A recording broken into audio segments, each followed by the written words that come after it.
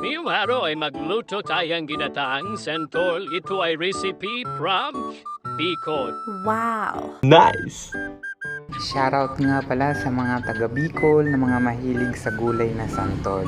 Anyway mga guys, yung mga hindi pa nakakaalam, ma-process po yung paggawa ng gulay na santol kasi kukunin mo pa siya sa puno, tutokdalin mo pa siya, then after mo siya makuha, bibiyakin mo siya, tatanggalin mo yung kanyang buto, tapos pag natanggal mo yung buto, kakayurin mo, then after mo makayod, lalagyan mo siya ng asin. Kasi yung asin naman yun, ginagamit upang lalong tumagal yung gulay na santol. Kahit i-stock mo siya ng matagal, or buwan, or kahit taon pa siguro aabot siya basta nakaburo siya sa asin.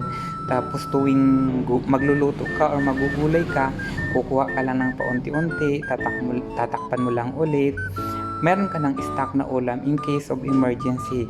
Kasi may mga time talaga na walang-wala talagang ulam, taghirap, tapos may bagyo or tag-ulan, ganyan.